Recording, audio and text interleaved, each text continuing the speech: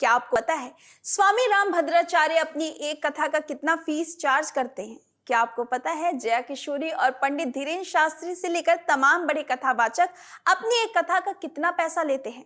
आज आपको 7 ऐसे बड़े कथावाचक के बारे में बताने जा रहे हैं। दोस्तों, देखा जाए तो वर्तमान समय में लोगों का अध्यात्म की ओर रुझान तेजी से बढ़ रहा है और इसी झुकाव के कारण देश में खूब सारे भागवत कथा के आयोजन भी हो रहे हैं। सोशल मीडिया के इस दौर में कुछ कथावाचक तो बेहद कम उम्र में रातों रात फेमस हो गए हैं और तो और उनके कथावाचन के डिमांड में जबरदस्त बढ़ोतरी भी हुई है। आज हम आपको देश के कुछ ऐसे ही चुनिंदा कथावाचकों के बारे में बताएंगे, साथ ही ये भी बताएंगे कि वे एक कथा के लिए कितना चार्ज करते हैं। चलिए सबसे पहले हम बात करते हैं जगत गुरु रामभद्राचार्य की। जगत गुरु रामभद्राचार्य का जन्म उत्तर प्रदेश के जौनपुर में सरयू पाड़ी ब्राह्मण परिवार में मकर संक्रांति के दिन 1950 में हुआ था। जगत गुरु रामभद्राचार्य जब 2 महीने के थे तभी उनकी आंखों की रोशनी चली जाती है। 4 साल की उम्र से ही कविताएं करने लगते हैं और 8 साल की छोटी सी उम्र में उन्होंने भागवत व राम कथा करनी भी शुरू कर दी। जगत गुरु रामभद्राचार्य को भारत सरकार ने उनकी रचनाओं के लिए पद्म विभूषण से भी सम्मानित किया। रामभद्राचार्य अपनी एक कथा का 5 लाख रुपए से 10 लाख रुपए तक की दक्षिणा लेते हैं। बता दें कि जगत गुरु रामभद्राचार्य अक्सर अपने गानों को लेकर भी काफी सुर्खियों में रहते हैं और रामभद्राचार्य जी की कथा सुनने लोग दूर दूर से आया करते हैं। नंबर 2 पर आती हैं जया किशोरी। जया किशोरी का जन्म 13 अप्रैल 1995 को राजस्थान के सुजानगढ़ में एक ब्राह्मण परिवार में हुआ था। उनका रियल नाम जया शर्मा है और उन्हें किशोरी की उपाधि दी गई, इसीलिए वे अपने नाम में जया किशोरी का इस्तेमाल करती हैं। जया किशोरी ओपन स्कूल से बीकॉम की पढ़ाई की है। वो कई बार अपने इंटरव्यू में इस बात का जिक्र कर चुकी हैं कि उन्हें पढ़ना लिखना बहुत ज्यादा पसंद है। बता दें कि उन्होंने 12वीं कक्षा के दौरान श्रीमद् भगवत कथा कंठस्थ कर लिया था। इसके साथ साथ वो भजन गीता का पाठ भी करती हैं। मीडिया रिपोर्ट्स के मुताबिक श्रीमद् भगवत के वाचन के लिए वो 9,50,000 रुपए फीस लेती हैं।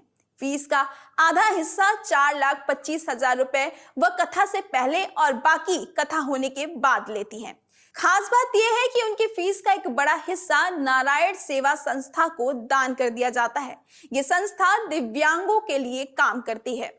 नंबर 3, पंडित प्रदीप मिश्रा। पंडित प्रदीप मिश्रा का जन्म 1980 में मध्य प्रदेश के सीहोर जिले में हुआ था। उनका जन्म सीहोर जिले में होने के कारण लोग उन्हें सीहोर बाबा के नाम से भी जाना करते हैं। पंडित प्रदीप मिश्रा की अगर हम करियर के बारे में बात करें तो उन्होंने अपनी शुरुआती एक कथावाचक के तौर पर ही किया था और जिसके बाद उनकी प्रसिद्धि इतनी हो गई कि आज की तारीख में यूट्यूब और फेसबुक पर लाखों की संख्या में उनके फॉलोअर्स हैं। इसके अलावा उनका एक प्रोग्राम आस्था चैनल पर प्रसारित होता है जिसमें लाखों लोगों के द्वारा उनको सुना जाता है। इसके अलावा पंडित प्रदीप मिश्रा भक्ति गीत भी गाते हैं और उनके गीतों को सुनकर भक्त पूरी तरह से भगवान के भक्ति में रंग जाते हैं। पंडित प्रदीप मिश्रा की फीस की बात करें तो एक कथा का तकरीबन 17 से 18 लाख रुपए वो चार्ज करते हैं। नंबर 4 पर आते हैं अनिरुद्धाचार्य। अनिरुद्धाचार्य जी का जन्म 27 सितंबर 1989 को जबलपुर मध्य प्रदेश भारत में हुआ था। उनके माता पिता अध्यात्म से जुड़े हुए थे और बचपन से ही वो भी अध्यात्म में रुचि रखते थे। छोटी सी उम्र में उन्होंने हनुमान चालीसा कंठस्थ कर लिया था और श्रीमद् भागवत और रामचरितमानस जैसे ग्रंथ और पुराण का अध्ययन भी करना शुरू कर दिया था।